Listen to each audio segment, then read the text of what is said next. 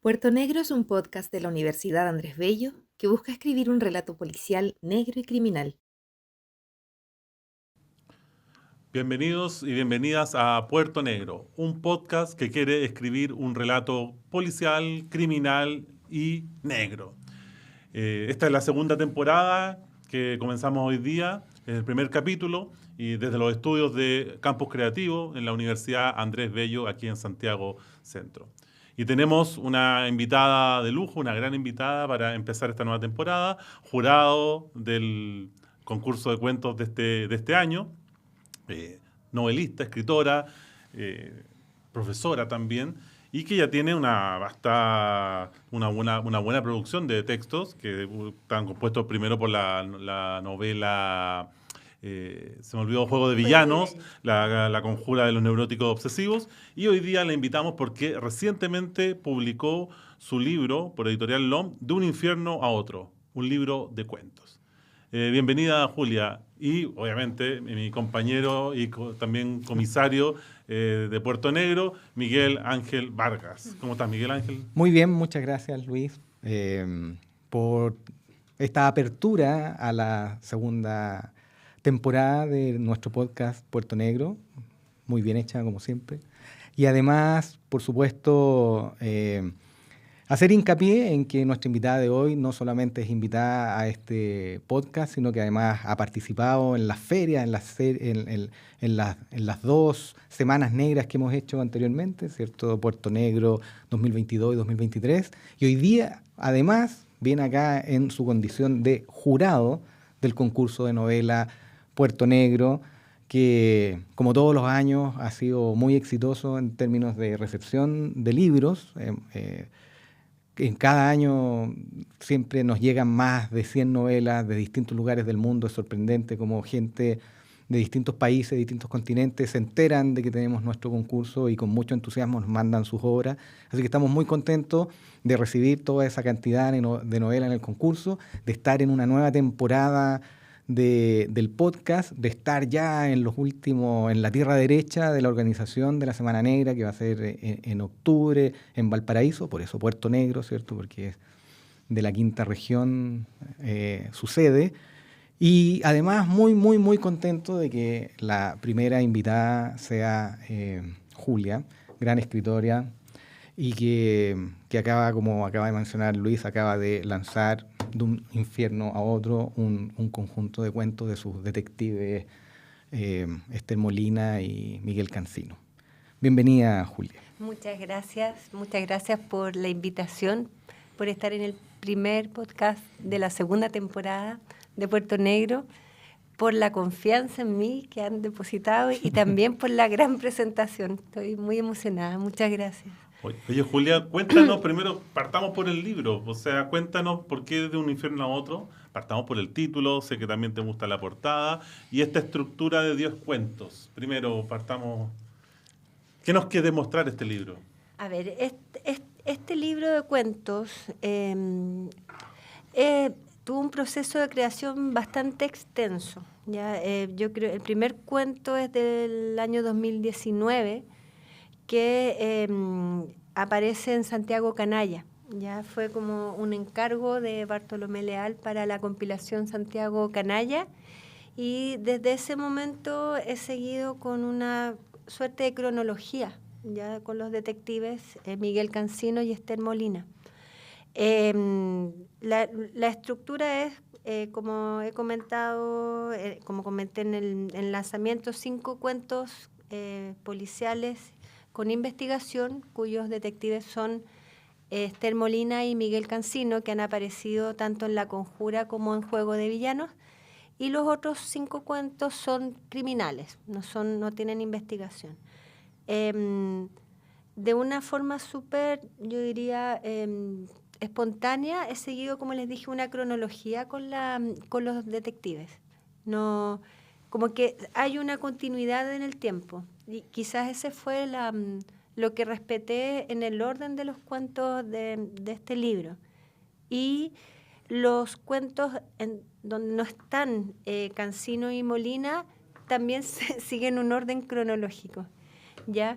El título. ¿Por qué el título? cuando escribo varios cuentos y ya estoy pensando en un libro que comprenda, digamos, donde haya, no sé si una unidad temática, pero sí que sea la temática noir. Lo que intento es que el título del libro tenga que ver con los cuentos. Y no sé si como una suerte de juego fui viendo Anatomía Adversa, no, el cuento 7 y 8 queda fuera. Y en cambio, con Un infierno a otro, vi que en todos los cuentos los pobres personajes aparecían, comenzaban en un infierno y pasaban a otra realidad peor. Pero eso fue después de haber escrito el cuento de Un infierno a otro. Oye, ¿le podrías contar a nuestros espectadores, o sea, quienes nos acompañan, ese matiz entre el cuento negro, policial o de detectives y este otro más criminal? Claro. ¿Por qué esa elección? Pero explicarlo obviamente a las personas que nos están viendo. Esa es una clasificación súper improvisada. Surgió de la lectura de las compilaciones, ¿ya? Y no solamente las compilaciones que han sido publicadas en Chile, como Martes Negro, Crímenes con M de Mujer, Santiago Canalla, sino que en libros clásicos de Agatha Christie, Chesterton, o compilaciones de Bioy Casares con Borges, de cuentos. Y en ellos yo vi que podía clasificar los cuentos según si tenían una investigación o si se centraban en el crimen. Ya, en general los cuentos de enigmas, los cuentos clásicos tienen investigación, ¿ya? Pero ya viendo Letras Rojas, por ejemplo, o las compilaciones que nombré anteriormente, me di cuenta de que algunos autores prefieren quedarse en el crimen y no hay una investigación o no hay un detective o no hay alguien que intenta saber la verdad. Pero siguen, no sé si llamarlos cuentos más clásicos, que mantienen este afán de saber por parte de un personaje. Por lo tanto, cuando dije anteriormente que 5 cuentos tenían una investigación es porque están estos 2 detectives a los que se les encarga un trabajo que aparentemente es súper inofensivo y que después se convierte en tragedia, pero que van buscando y recopilando información. En cambio, los otros cuentos se centran ya en un problema. Puede ser de tipo doméstico, en un crimen en la casa o en, qué sé yo, en el trabajo, en un hotel, pero ya no hay una investigación de por medio. Julia, te quería preguntar 2 cosas relacionadas. Este libro es un libro de cuentos. Y entonces mi primera pregunta va respecto de cuál es el desafío de escribir cuentos, cómo tú harías la diferencia entre un cuento y una novela. Porque no tiene solo que ver que un cuento es como una novela más cortita, ¿cierto? Hay cosas más profundas detrás de eso. Y haciendo una extensión hacia el género, uno pensaría que, por lo mismo que dice, para que se pueda desenvolver una investigación o desentrañar un crimen o entender las motivaciones de uno, esperaría que la extensión natural de una obra de este género fuese la novela. Y sin embargo, acá tú incursionas en el cuento. Y entonces me gustaría preguntarte cuáles son los desafíos de escribir cuentos de estas características, cuáles son los principales problemas, cuáles son las gratificaciones, o sea, ¿por qué escoges también escribir cuentos? ¿Qué es lo que te motiva? ¿Por qué crees que es relevante? Porque además tú tienes una obra no solo de cuentos, sino que también de novela. Entonces, ¿cuál es la diferencia entre ambas y por qué escoges en este libro escribir cuentos? Sí, el cuento, como tú dices, es muy distinta el proceso creativo de un cuento de la novela. Y justamente escribiendo cuentos me he dado cuenta de lo que a mí por lo menos me cuesta, es encontrarle el punto al cuento. Y eso debe ser porque uno está como ha leído mucha teoría acerca del cuento, por ejemplo, lo que dice Julio Cortázar, que debe tener un límite y tener profundidad, que debe tener tensión e intensidad el cuento, como que todos los elementos tienen que encajar. También se habla como de una suerte de circularidad. Y he notado que eso, sobre todo en los cuentos que son policiales de investigación, es súper difícil, porque justamente a partir de esta recopilación de información que se va teniendo en la medida en que los protagonistas van investigando, se cumple con un formato de la novela más que un formato de cuento. Entonces, y cuando me di cuenta de eso, hace poco cuando estaba escribiendo un cuento y no se terminaba nunca, decía, hoy día yo lo termino, me sentaba y seguía, no había manera de terminarlo. La pregunta era, ¿es que no lo terminé antes, no le encontré el punto al cuento, o es que en realidad tenía que ser un cuento largo?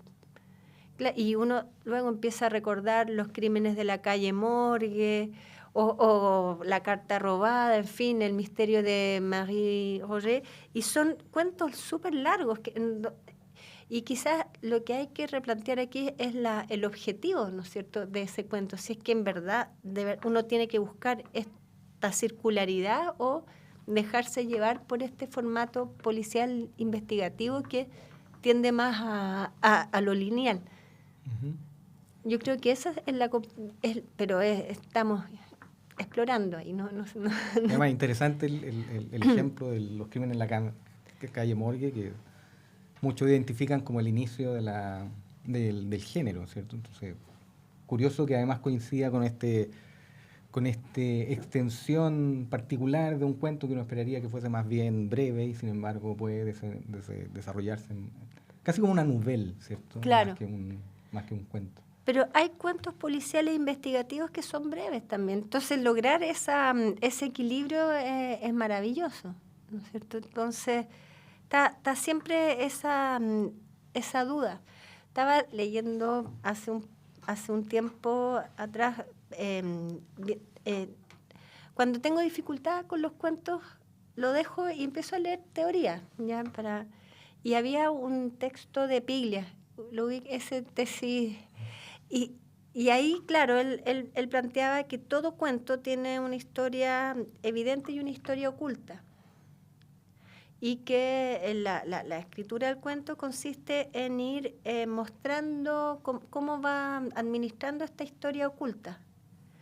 Pero hay algunos cuentos que no muestran esta historia oculta, que finalmente está latente pero no la muestran.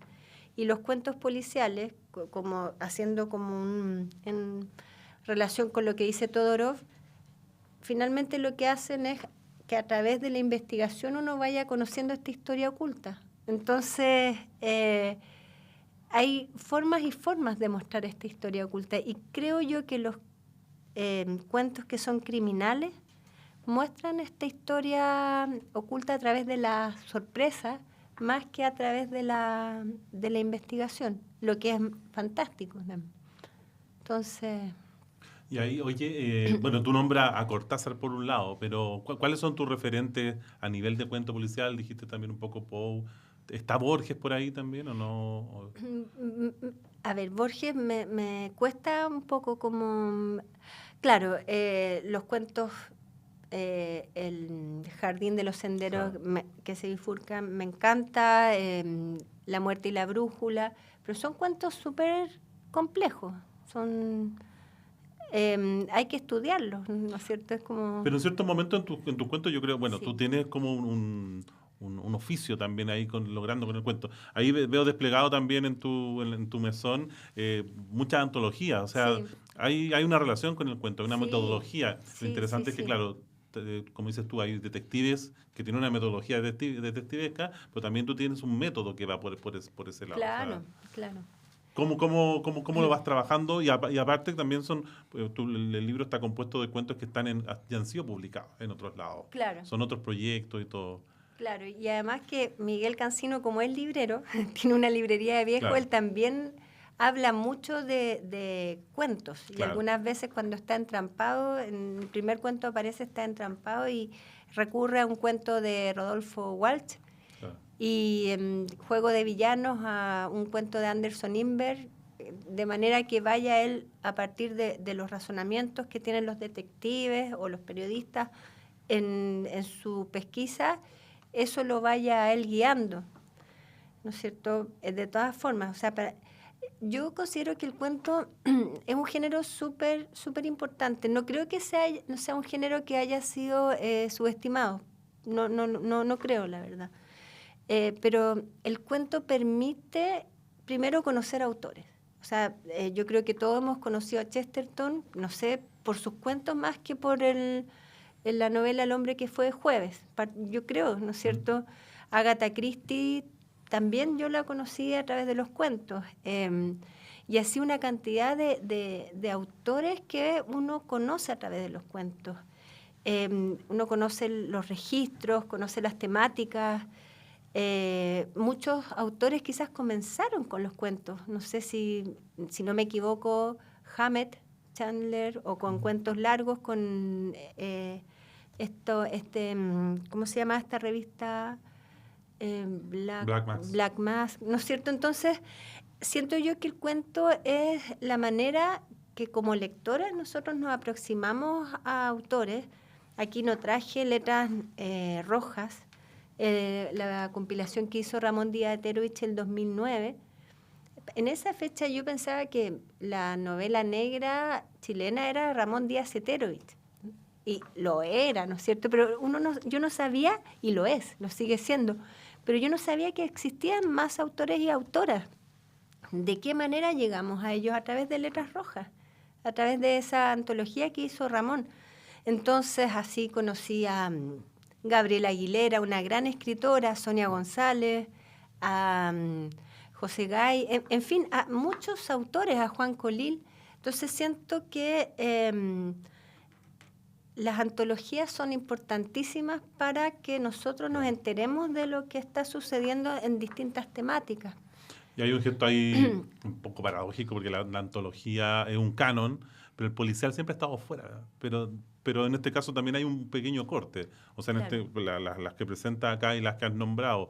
Por ejemplo, bueno, la de Ramón, el crimen tiene que le escriba, que es latinoamericana. Claro. Es de las pocas que hay latinoamericanas, sí, pero la muestra es amplia. Claro. Por ahí ahora en Argentina va a aparecer otra con también 30, 40 escritores latinoamericanos. Entonces, también te ha tocado a ti aparecer con un grupo de escritoras también, que has nombrado algunas también. O sea, también es así, es que es importante, hay una importante validación, ¿o no?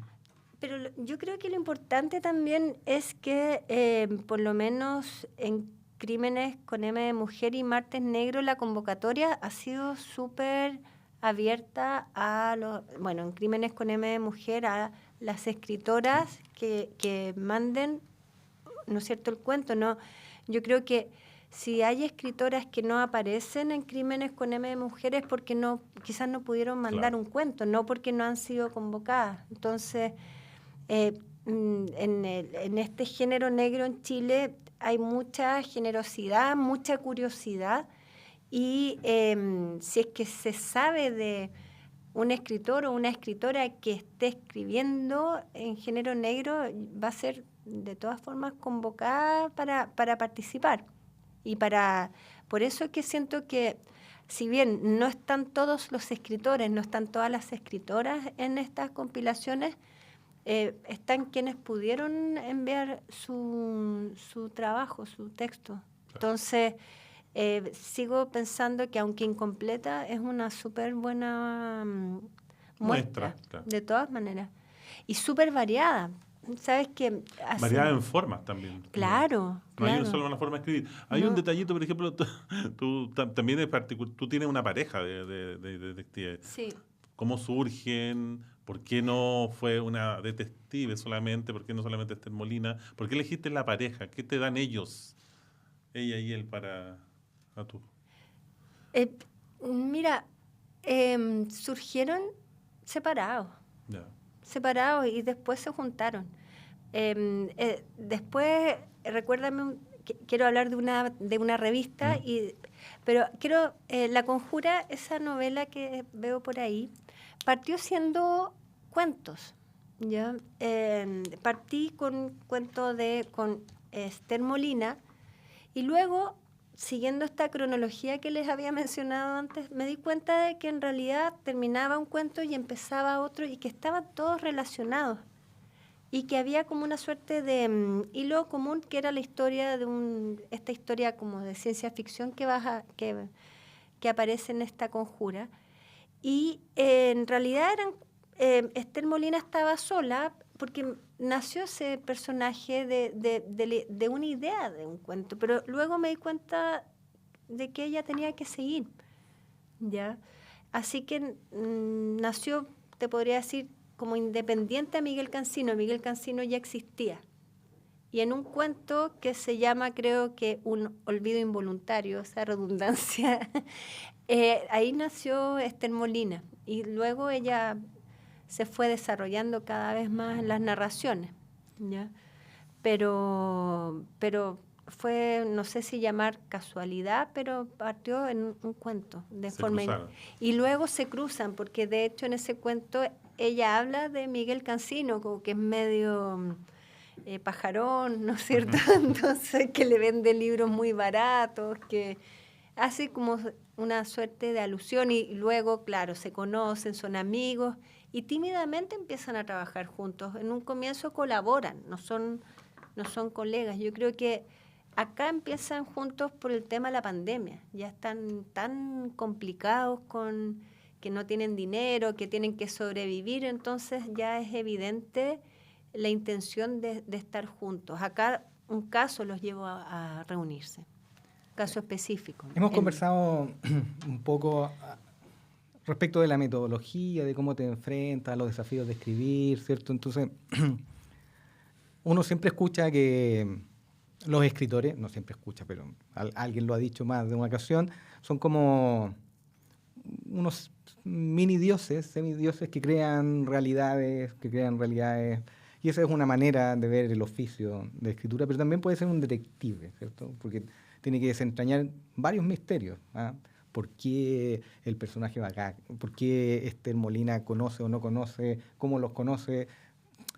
¿Cómo te aproximas tú? ¿Cómo te aproximarías tú a escribir? Más como un semidios, entendiendo, sin mayor pretensión ni orgullo, sino que hablo simplemente de cómo uno va creando historias y realidades, o como una detective que necesita desentrañar un enigma que finalmente le permite avanzar en la historia. Oye, es súper difícil la pregunta. Creo que varía según el cuento, según la novela.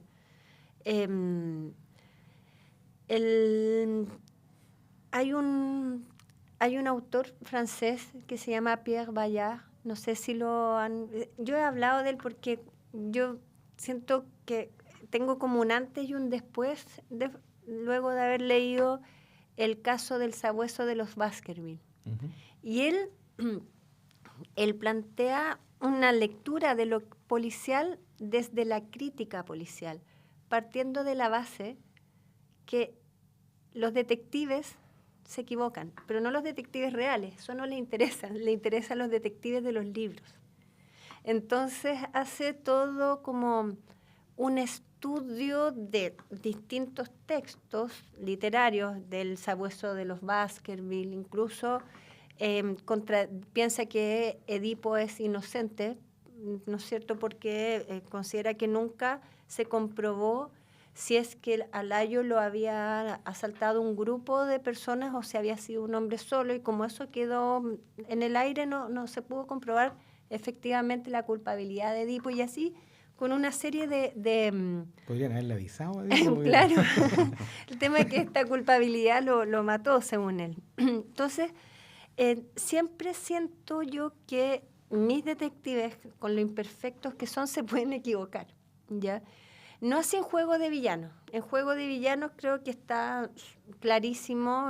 Me costó mucho armar esta intriga y me costó mucho salir de lo de enigma para introducirme a lo negro, cuando ya la estructura de esa novela era negra, pero la resolución era de enigma.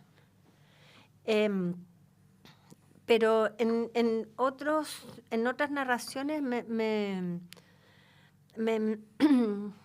que no son tan evidentes, siento que uno como escritor algunas veces puede optar por una solución que no sea verosímil. Y ahí retomo lo que dice Pierre Bayard, que cuando nosotros como lectores sentimos que no es verosímil la resolución del enigma o del misterio, es porque es probable que el detective, vale decir, el autor, se equivocó y no sometió a la prueba de la verosimilitud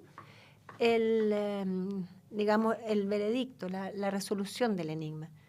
Y eso me hace mucho sentido. Ya entonces, en el momento de escribir, trato de ver finalmente cuál es la solución que puede ser más verosímil para lo que la historia va necesitando. Así como la navaja de Occam. Claro. Oye, Julián, nuestro querido Ramón Díaz-Terovich, él, sostengo, lo hemos conversado también con él, que él hace policial, negro, obviamente literatura negra, pero desde lo que está haciendo finalmente es literatura social. O sea, que finalmente esa es la tradición también chilena, por lo menos en Chile. Y la literatura social, sobre todo en Chile, tiene un poco, primero los espacios, pero también los temas que despliega también. O sea, creo que también en tu texto se dejan ver eso. ¿Cómo lees? Por ejemplo, pienso en Tiro al Blanco. A mí me gusta mucho que como este psicópata, spoiler un poquito, pero hay dos cosas ahí. Yo creo que de partida este psicópata que se dedica a lo American Psycho, casi como a matar, lo entiendo yo así por lo menos, a matar gente por deporte, y, y por otro lado está también la ciudad al lado, la ciudad barrio alto o medio alto, y después pasar a la otra parte de la ciudad, Carrascal, como que también tus textos también transitan por la ciudad, te encargas un poquito de eso. ¿Cómo trabaja esos dos elementos, lo social, pero también cómo tus tránsitos? De hecho, en el libro cuento también está Santiago, pero también está Chiloé, entonces hay tránsitos también en tu... Mira, en Chiloé ahí yo me tiré al vacío.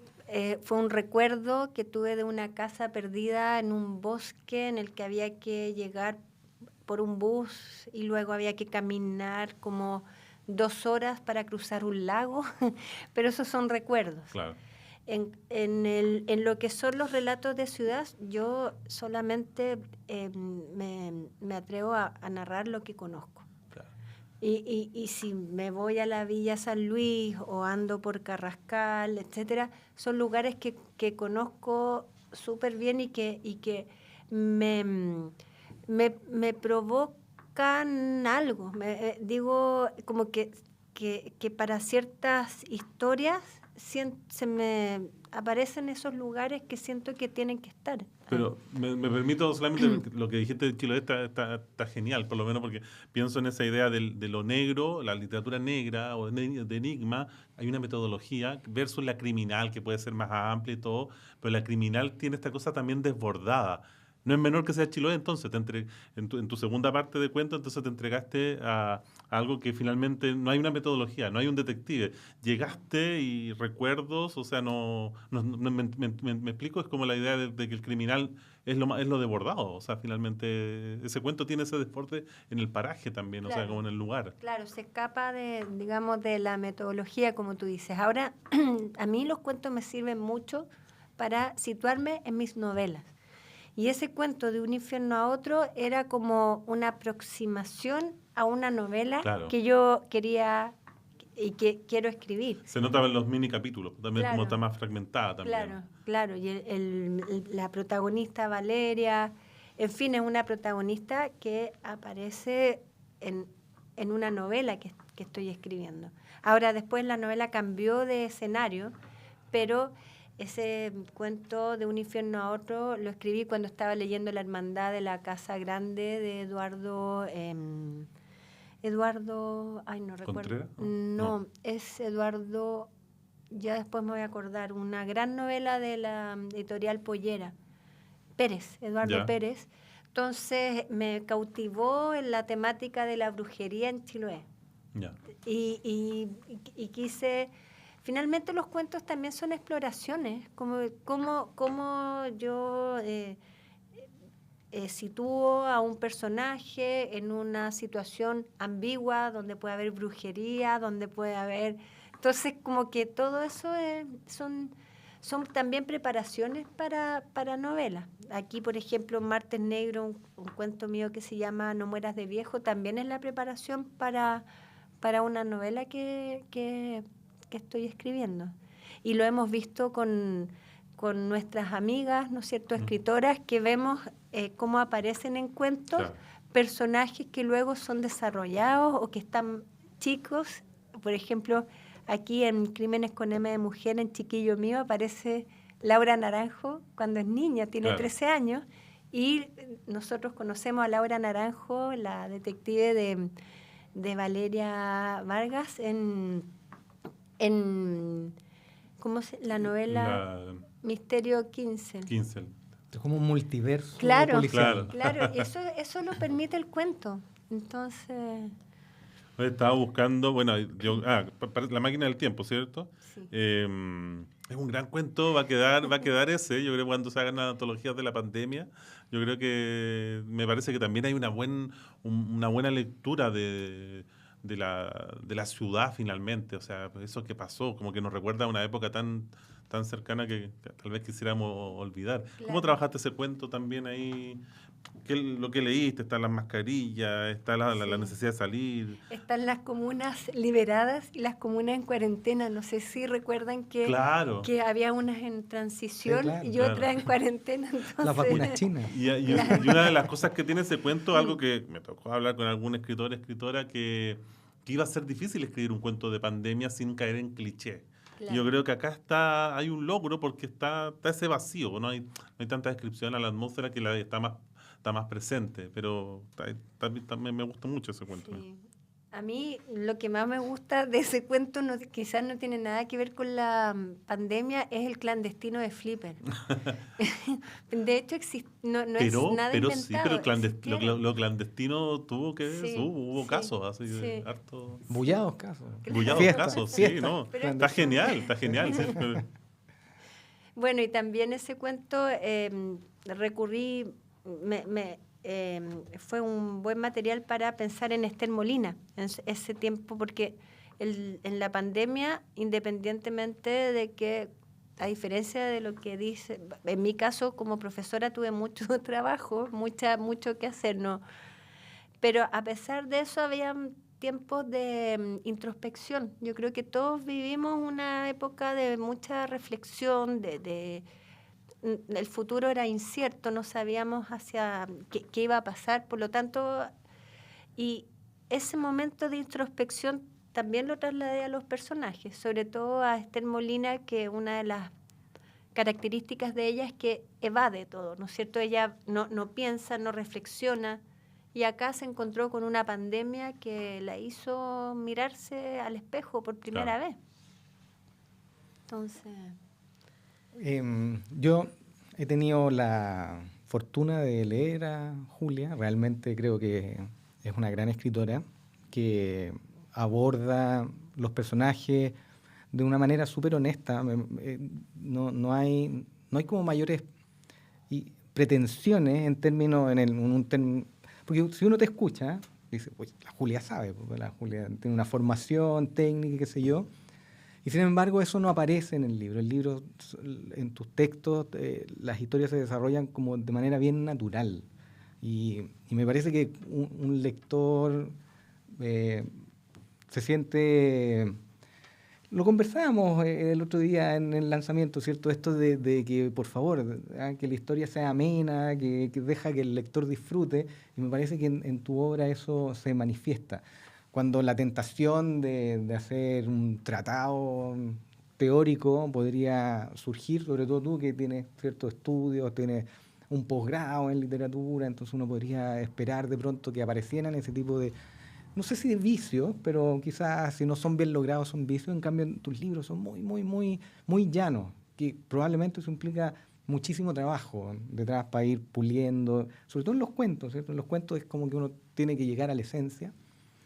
Y desde esa perspectiva a mí me parece que no queda más que recomendar los libros No de se Julia. engolosina, claro. Son muy entretenidos, el detective le pasan miles de cosas que son todas verosímiles, como tú mencionabas al comienzo, y que son muy humanos. Yo creo que una de las principales características que tiene tanto Miguel Cancino como Esther Molina es su humanidad. Es gente que le preocupan sus congéneres, le preocupa, tienen cierta ética, se dedican a lo que se dedican, después de todo, porque hay una pulsión ética que los empuja. Así que yo quisiera agradecerte por haber venido. Me parece que eres una gran invitada, has hecho una trayectoria notable y yo quisiera, desde este humilde rincón de este programa, reconocer tu trabajo y recomendarlo, porque creo que de verdad eres una gran escritora. Muchas gracias, Muchas Julia. gracias, Miguel. Muchas gracias, Luis. Muchas gracias por la invitación. Oye, y nada, pues queremos agradecer, como decíamos ya, a la Universidad Andrés Bello, al Campus Creativo, a Cultura UNAP y a CR Medios, que es la productora que nos ayuda. Y también queremos agradecer a LOM, que, bueno, LOM es nuestros partners que nos están ayudando. Ellos van a editar la novela que Ganadora, sí. te va a tocar elegir. ¿Cómo va la lectura, Julia? Muy entretenida. Muy entretenida. Estoy fascinada con las novelas que he recibido. Y acá tenemos entonces un regalo que nos dejó LOM para ti, Miguel del Campo, Bengala al Hijo, para que Muchas disfrutes ahí. gracias. Y también queremos regalarte la novela también ganadora del primer concurso de Puerto Negro, Los Transitorios, de Juan Angulo. Así que también para que Muchas gracias. Gran novela. la disfrutes. Así que nada, pues, muchas gracias, Miguel. Muchas gracias. Muchas gracias, Miguel. Somos Puerto Negro, el podcast, así que nos veremos en el próximo capítulo. Puerto Negro es un podcast de la Universidad Andrés Bello que busca escribir un relato policial negro y criminal.